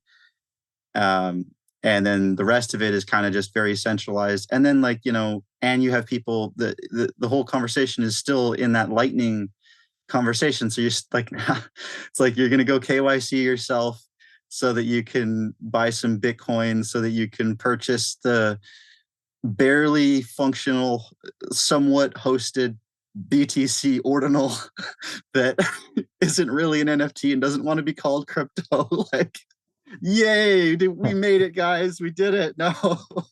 Like, It's definitely, it's not it's really definitely fun. a bit of a confused soup of things happening there, and I'm so curious. It's going to be fascinating to see in a year's time how it all shakes out. It is a question also on the survey, so people can fill that out. I'm fascinated to hear what the listeners of the show think is going to happen. Like, is there going to be at some? It's because everybody's like, it's like a suicide pact. They're all in the same boat together in BTC now, right? So you have the ordinals people who kind of like want to be progressive and push something new, but if they do, that'll upset everyone else. And then if they don't, then nothing changes, and it sort of just slowly slides into irrelevance as the next bull market comes around. And then you're going to be starting to deconstruct Yeah. your own chain, basically, right? If the conversation were to win, right, where they're like, oh well, we don't think that we should have these ordinals, then it's like now you're going backwards. You're starting to remove features, you know. So it's not really looking good. Like, and I think it's quite the interesting spot to be in. I don't think I think we're past the point where they can take it out. I don't think that would fly. The status quo seems to reign supreme, but it also doesn't seem like there's good odds for them to get the neck, like, to progress it anywhere, because this one just happened by accident. So there's no process for how you would or wouldn't upgrade it. And then nobody has any ideas about what to upgrade it with anyway, because they only stumbled across this. It wasn't like a, planned out, like, progressive thing. So it's looking very, very weird. And I wonder if the drive chains seemed to have got a little bit more traction, or at least people are discussing it more. But then the arguments against it have been seemingly actually pretty strong. I've been surprised. Paul Stortz was debating Pierre Rochard on his Twitter space the other night, and Pierre was actually wrecking him. Like, Paul got pretty upset, and he started making a lot of salty comments and distracting from the point, because basically Pierre said to him, like, okay, I understand you want to do these drive chains, but that's not going to bring the altcoiners into our coin, because they already have their own coins that they're happy with. Even if we had drive chains, why would they all suddenly pile in here? They don't want to be here. And if we're making a change to facilitate that, we're just potentially screwing up our own chain to help out someone else's. So it's just all incongruent, really. Yeah, it's crazy how, like, there's like these little ripple effects, Yeah. I've got a meme here from EmergentReasons, the general, who said, I don't always put the future of big blocks in someone else's hands, but when I do, it's 300 kilobyte Luke and his drive chains. And that just made me laugh, because it really just goes to show that from the BCH perspective, even if BTC did put in drive chains, which I don't think they're going to, I wouldn't go back to it. I wouldn't be signing up to be on that ship. Like, the network effect or whatever BTC has is just crumbling faster and faster, and we've got a good thing going. I think it's also becoming incredibly, like, illiquid in a sense, because it's hard to, like, explain this, but, like, it almost reminds me right now of, like, real estate right now, right? Like, things are still relatively high, but you've got a bunch of people who are kind of noobs to the space, right? Like, you had a lot of people recently who like, at the peak of the market, they were buying houses, and they got these certain rates, right? And everything, was going great for them for a while. Now they've got these houses and they're holding on to them. They're used to they're not, they're still noobs at this. They don't really know what they're doing, and they might not be able to afford what they just ran into, right? Because they're not seasoned veterans or anything. They don't know what they're doing. They're first time homeowners, right? So it's kind of the same thing right now with BTC. You had a lot of Maxis who were, like, toxic Maxis who were basically convincing, you'd see it all over Twitter, that they were just convincing anyone and everyone to just, pump their bags and buy BTC. Meanwhile, they were the ones that were dumping.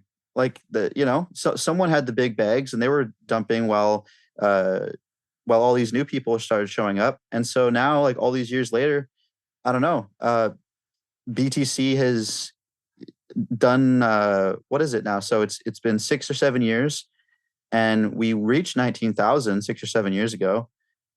Now we're at, what is it, 29 or something? Or we've moved it. We've at the moment, 26. So we haven't moved a whole lot, and I think it's actually, it's not that it's undervalued or that you're early. It's that no, BTC they fucked up. It doesn't work. Like it's and the reason why it doesn't work is because in order to necessitate Lightning, BTC is not allowed to work. That's how it's actually set up, because the narrative has to be that we are protecting BTC at all costs. We're protecting sats. So in order to do that, we're gonna scale it out with something called Fediment at the end of Lightning. And that's coming later on, I think, next year. That's what's so crazy. It's like we need a Fediment to fix our Lightning and our Lightning to fix our Bitcoin. It's exactly. Well, the whole thing is they're moving to basically it's effectively going to be IOUs. Like it's going to be the banking system all over again, and it's going to be a black box banking system, but they're going to call it decentralized, right? They're gonna sell it to you like it's the most, like, oh, you're like, wow, like, to anyone, like they're gonna make it seem like it's this free, amazing open source protocol. Meanwhile, it's like the most ridiculous bullshit. But yeah, like Fediment's coming, and we're basically just walking into banking territory now. Like, and if anyone who's going down that route is just, it's so far away from what Bitcoin is. Like, you might have the name, but like you're on a different planet, dude. Like this has nothing to do with peer-to-peer electronic cash, what conversation you're having, and what's the purpose of it? Because like you do actually need to be able to use it for something. Like, like value is manifested by the people who use it, right? That's it. Like the only, if I have no use for something, like what value does that thing have? I'm not even aware of it. So how does it have value, right? Everyone has to come together and be aware and use something. And if BTC is just set it and forget it, and it's just greater fool theory, then that's it's unsustainable and it goes away, because people you think we'll see it underperform in the next bull market? Are you expecting a flippening by ETH or a surge in BCH? Where are we going in that regard? I think there's going to be some crazy world events that have to do with the banking industry. Like, I think there's going to be probably a massive recession. Probably, like the next 18, 24 months or something like that. We're going to see some crazy stuff happen. And people are going to want to figure out, like, how can I be sovereign, and how can I do that the proper way? And, BTC used to be the thing that you would go and run to do. But I think at some point, you're going to have to look at all these other options, right? Like, and BTC just can't handle it. That's the bare bones. That's the problem right now. And like, even exchanges can't really handle BTC right now. Or like for example, like Steam got rid of that payment option, I believe, because they just can't afford having these Lightning networks and all these kinds of all the nodes. Like, there's a lot of different expenses that come to actually supporting the whole infrastructure now. It's like very complicated to actually even get started to host, to try and help to host the BTC network. It's actually really, really difficult if you want to do it quote unquote properly. You're like hosting, like multiple nodes, and you're trying to like get everything started. And like, I would just imagine how overwhelming that would be. And then now you're trying to make money, but you've got two different ways in which it's supposed to function. And it's like, it's just too complicated. Like, and you're supposed to explain this to your users too. Like, oh yeah, like you could use the regular network, but that doesn't really work very well. But I mean, that's why we're great. And it's like, wait, what do you mean? Like, yeah, and that's why. And so we built this secondary network that actually works, so you can use But that. then that doesn't even work. Then the payment fails, and then work you're like, later because my fucking, and now you got robbed because of a closed channel fraud incident. So also now you got to go talk to the bank, which is Fediment, and like, oh my god. Yeah. That's the craziest thing. No one talks about closed channel fraud. Like, we just pretend like that doesn't exist, but it's like, no, you can just get robbed by using BTC. Like, that sucks.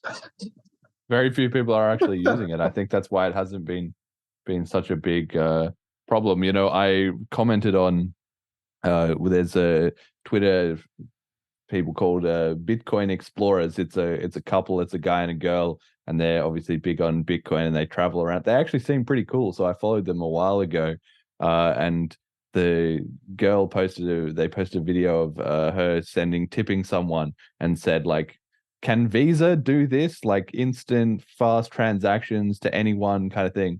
And I said, yeah, but you use wallet of Satoshi, so actually they can do that because it's just a custodial banking app. And she replied, no. And I was like, do you have an argument? Here's the screenshot of the wallet of Satoshi page, and here's the Bitcoin white paper, peer to peer, no financial intermediary.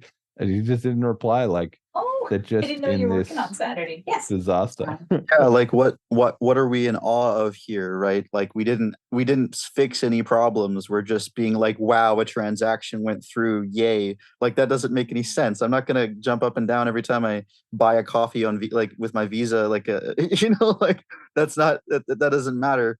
It matters the fact that transaction, we remove the intermediaries. Like, you were your own bank, you were your own like, you're a sovereign individual. Like, that's the point. And if you have to still rely on the banking system, then now we're handing over all the power again, and we're gonna get our asses handed to us in history, and we're gonna have to learn this whole this whole lesson will be repeated. And yeah, it's just a different way of thinking, eh? It's like, you got to walk into this and really be like, okay, this is like not only my money, but it's like, it's my buddy's money, and everyone's trying to, save for their future and all that kind of stuff. And it's like, if I save my Bitcoin Cash, at least I know that even just by method of scarcity, right, then my purchasing power at least has some integral value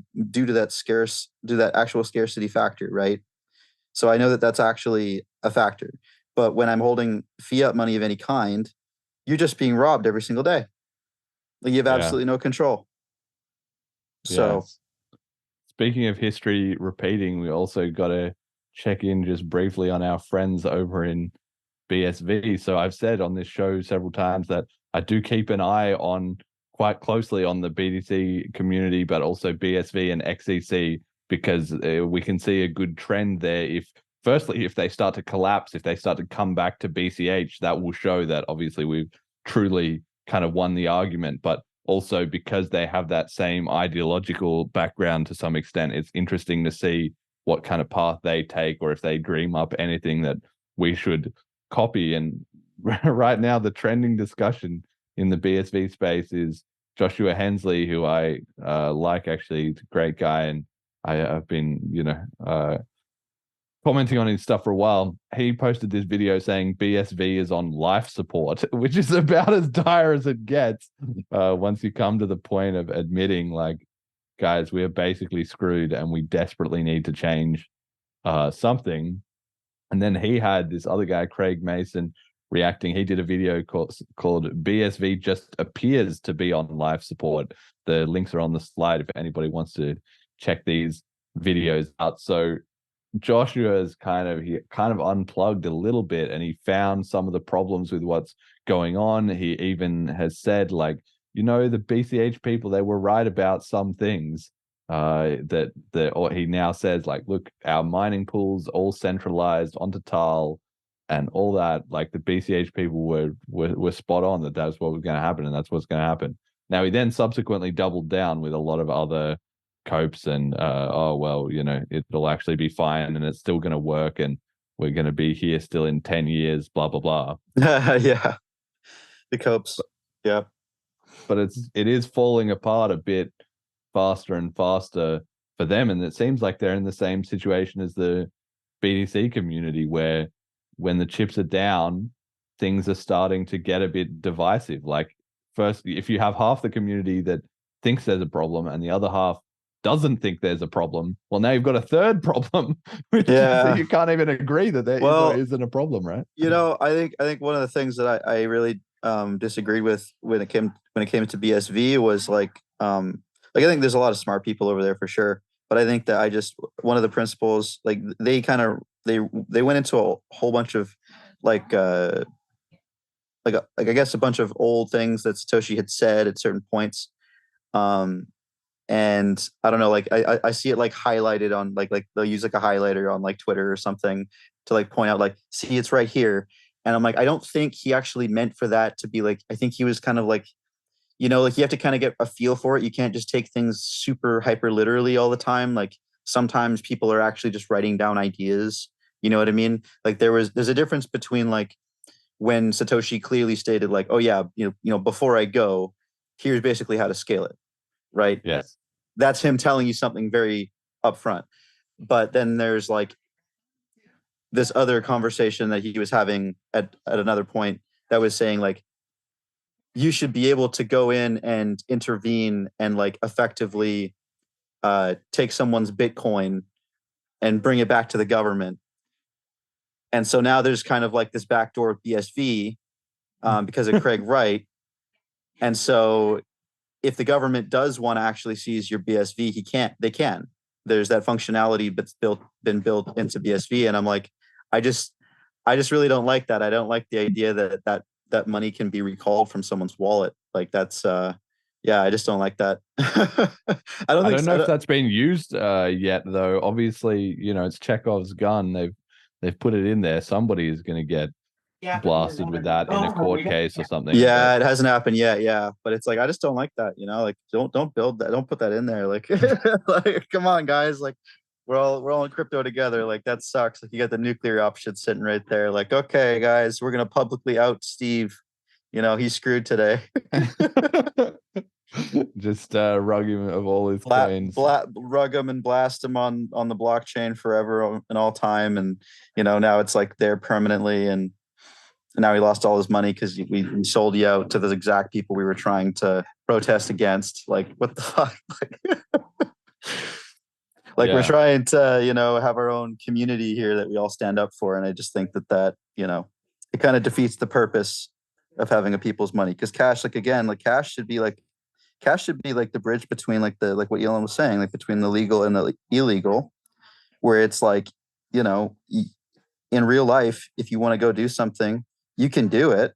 There's going to be consequences. That's your business, but you should still have the ability to do it, right? Like, I think you should have the freedom to do pretty much whatever you want, but you do have to reap those consequences. And you do, like whoever you're, whatever you believe in, or if you don't believe in, like it's kind of between you, your soul, God, whatever, but you should basically be able to live your life and spend your own damn money. I think that's fair to say, Yeah, it's not asking much. Yeah, to be able to spend your own money. I've got here community comment of the week. I put in 2 comments and 2 memes of the week because there hasn't been so much exciting news in crypto, so I thought we'd get more a sense of on the ground what people are feeling. And I've got this one here from the Telegram group where I said Argentina certainly seems to be on the rise, and Fernando, who's one of the Knuth dev, who's Argentinian, he said, when you're at the bottom, the only option is to rise. And so I thought that maybe reflected a bit on the BCH community, but also on the BSV community and the BTC community. Like, they've all been through some problems, and certainly I think BCH is doing a little better than the others right now. But we gotta climb our way back up to the top, because there's going to be a lot of people at the bottom looking for some kind of escape hatch. Yeah, And I think we just got to be where we're needed, and just keep our heads down and stay humble and build. And if you build it, they will come. Basically, like, right? Like, honestly, I think we have like some of the best tech, but like, it's not. I don't think it's ever fair to say that any tech is perfect. It's just keep building. Just like there's always going to be problems, but just keep building. And because we are filling that void. Like, if I want to go and just use Bitcoin Cash in a normal, sensible way, that I don't care what people are watching me do, I will go do that, and I can pay for whatever using Bitcoin Cash.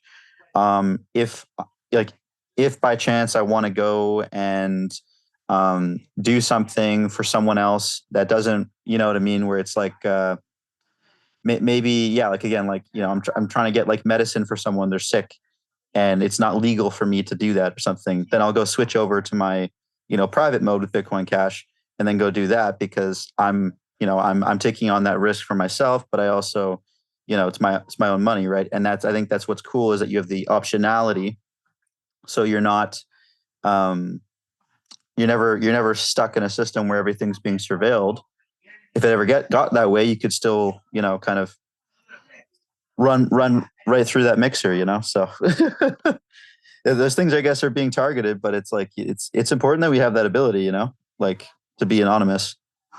Very important. We need a few more ShadowWizards. I like that that's embedded into the brand there. Just keep it a bit in the dark if we can, guys. Well, hey, there's no underground community for BTC anymore, right? Like, that's true. Like, I forget who said it, or if it was, but someone brought that up over the last couple of weeks, and I totally agree. Like, there's no, like, who in the right mind right now would trust BTC so much as to like actually use it in like on like the dark web or something, or like in an underground setting. If you were at all iffy about what you're about to do, you wouldn't be paying for it in BTC at this point, because that shit is being like highly monitored at this point. Like, it's like, especially as we talk about, like, we're hooking it up to like, secondary blockchains and, like all this stuff. It's being seen by like large scale databases at this point. Like, and who, like, it used to be different. Now we're here. I don't know. Yeah, exactly. So we certainly got to be trying to capture, I guess is not the right word, but encourage some of that spillover, because people are going to be looking for that, and BCH needs to be there, just like it's there for everyone. Right, I've got a meme of the week, which I saw. It's called Aussie Explains Gen Art, and it made me laugh on Twitter this week. So, Jet, if you can line up this video, and we'll get that going. Hang on about us being in the... G'day, legends. You've probably heard every CryptoPunk bang on about us being in the middle of some sort of art renaissance. I don't know what that is, but it sounds bloody delicious, so I've had a little Captain Cook, and here's what I've found. One of the blokes playing around in it is old mate Hobbsy, who does what's called generative art. Now, Genny art means that generally the artist is pretty tip-top with a computer, and long-form Genny art means they want you to know how bloody good they are with a computer, so they make lots of it. And here's the kicker. With long-form Genny art, artists like Hobbsy don't even know what the art will look like when he sells it to you. Fair shake of the lamb's tail, mate. Where I'm from, that's called taking the piss. But in this Renaissance era, this is what we call innovation. Now, Hobbsy can skateboard, so he's already better than most artists I know. But Hobbsy also has a fancy computer, and he bashes at the keys for a bit to make it do some cool arty shit. Here's an example of one he calls a fiddly-enza. Because it was a bit fiddly to make, he calls it a fidenza for short. Now, you've got thin lines like this one doing some fancy curly shit, and then some other who ate all the pies looking ones over here, where the lines are a bit more chunky and curvy. And if you even got some straighty 180s like this one. Now, you might be thinking it looks like a bit of a dog's breakfast, mate, but according to people with taste, you'd be bloody wrong. What makes Genny art so tricky is the computer goes haywire every now and then, so not every piece looks good. No surprise, remember, as they can't even see it until after you buy it. But in the Fiddly Enza collection, everyone is bloody cheering because every piece turns out bloody schmicko. This one here people call God mode because God literally hacked his computer and pushed some of the buttons for him. This lucky bastard that got this one is set for life. And if it ever sells, it might be through Slotherby's or down the road here at Christie's house. You know, the place where they're still waiting on cordless phones. Now, Hobbsy likes making his computer do circles. And in fact, Fiddly Enz's were actually going to be circles. Then he hit Control Z a few times to make them look into these curvy things instead. People went batshit crazy for the curvy things. Enz has dropped on Snowy's platform and went off like a frog in a sock. Here's how their forms looked over time. You'll see it's looked like a bloody Melbourne Cup horse out of the gates here, where the yacht club gets going out of nowhere, but then gets beaten like the Yanks in the 83 America's Cup, and Hobbsy's horse is bloody far lap reincarnated. Look at him go. So if you haven't already got a Denza, then mate, this horse has literally bolted, and you've got Buckley's chance these days. But in a Renee source, there's lots of Jenny art to discover still, so you'll be right, mate. Crack on. Catch us later.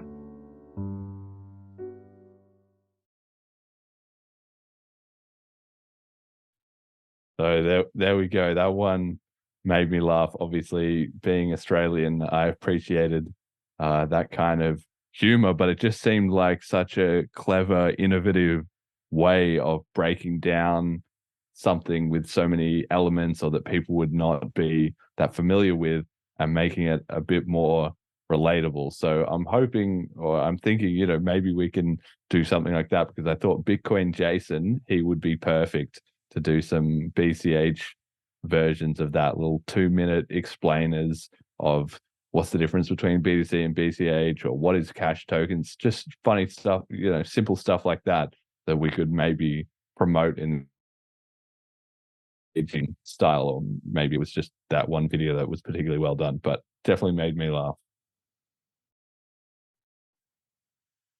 Yeah, no, that was a good video. Just check that out. That's hilarious. Yeah, no, it's good to get people's attention, like however way you can. And yeah, I was trying to do the YouTube video thing, but I think yeah, like what you were talking about before, like just kind of some previous drama. I think I just prefer to just be on, like, just kind of on. I like to be in the Bitcoin Cash community. I like to make the memes and post it and all that kind of stuff. But I just kind of stopped making the whole YouTube video thing. I think I'm probably done with that. You know, but that's just how it goes. But it's fun to be on here. This is cool. So thanks for having me on for you can be in our YouTube. This has been cool. All right, so we got our second last slide. It gives me a good opportunity to, you know, rant about the stuff that I like to talk about, because you know, in real life you can't really talk about this stuff. No, it's been great to hear. So then that ties into our last thing, our last segment. Message to the community is just given the open slather to just let everybody know what Bitcoin Cash needs to hear, what the Bitcoin Cash community needs to be thinking about at the moment. What would you say that is? What should I? What do you want me to tell them? Sorry. Yeah, well, it's up to you. Like, this is just, you got your, you know, free talk, a minute, 2 minutes. What do you think the Bitcoin Cash community needs to hear or focus on at the moment? Just keep building, you know. Don't listen to any of the negativity. There's going to be a lot of people that, you know, want to hold us down, and it's going to get worse as we get closer to succeeding. It's going to get, like, really, really bad. Like, as you're at the point where you think you're going to succeed, they're all going to show up to doubt you, right? But just keep your head down. It doesn't exist. It doesn't matter. It's not there, right? Like, I'm just talking to the devs, right? Like, you guys are awesome. Just keep doing what you're doing. Because, like, you're on the right track. I think we've always been on the right track, keeping everything on chain. We're scaling the network. That's all we really need to do. And just, you know, and to everyday people, just, like, you know, freaking recommend Bitcoin Cash. Like, ask local places, even just markets and stuff. Be like, hey, like, are you guys able to accept Bitcoin Cash? Because I want to spend it here. I want to use it. Like, I've got this really cool stuff, and, you know, I want you to do well with your, like, because that's what I love about this, is, like, it's the currency where if you're going to save it, you're actually going to want to save. Like, people have a lot of hard time saving money. We all talk about, like, how it's hard to save money, but it's because it doesn't actually make a lot of sense to save fiat dollars. Like, you're losing at least 10 to 20% a year in purchasing power. So what's the point, right? It's hard to save regular fiat money because it doesn't actually make sense. You're just losing money by saving it. So it's like, at least, you know, if we tell people a bit about Bitcoin Cash and its scarcity, then we can be educating ourselves more on purchasing power and having more control over that, so that we have more control over our currency, and how our savings accounts actually come out the other end. So just keep telling people about Bitcoin Cash. Basically, that's all we got to do. The word's getting out there day by day.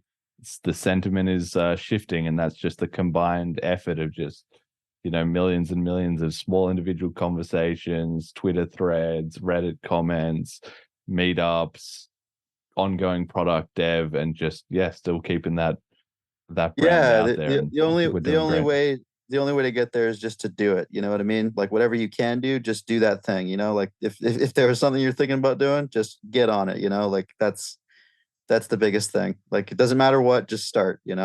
Especially the Bitcoin Cash community.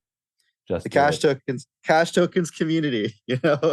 Like, we got to get started building stuff. So yeah, exactly. Just do it. Just do it. Yeah. Well, a time proven marketing slogan. Plenty of people walking around with that on their shirt. All right, that pretty much does it for the show. We've got our shout outs to donators. Thank you very much for donating. It's always amazing. Thank you to our patrons, Ricky and HP. Thank you to our sponsor, General Protocols. Check out bchbull.com. Thank you to our Flipstarter contributors, Bitcoin Jason.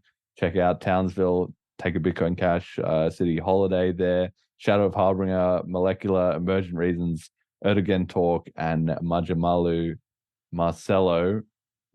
Thanks everybody for watching. You can check out the start guide, FAQs, links, and all that at bitcoincashautist.com. And final shout outs. Is there anybody in the community or in the world really that you want to give a special mention to, CypherCat? And where can people find you as well? You can follow me at the CypherCat on Twitter.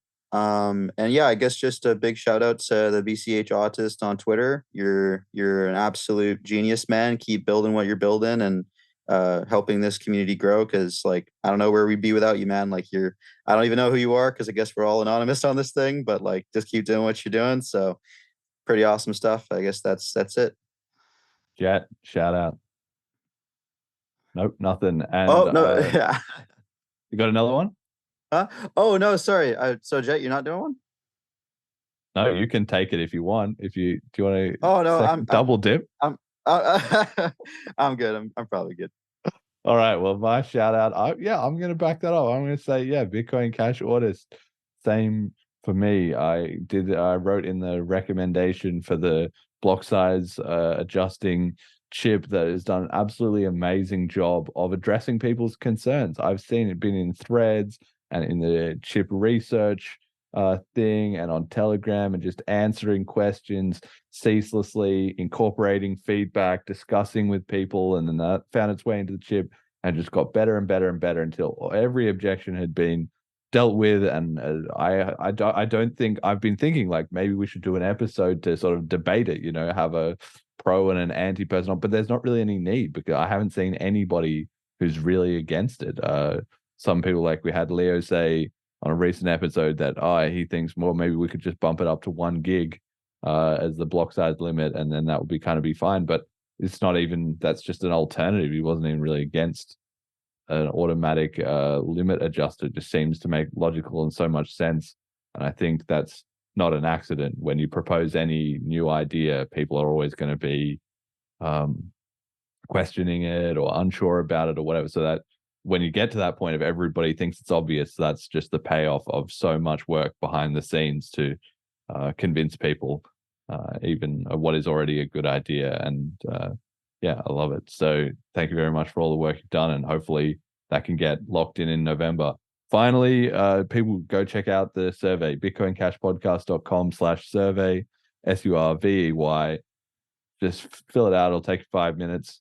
And probably not the next episode, but maybe the one after will be when we'll break down all the responses. And I'm looking forward to seeing what you all thought. So thank you very much for listening. Until next time.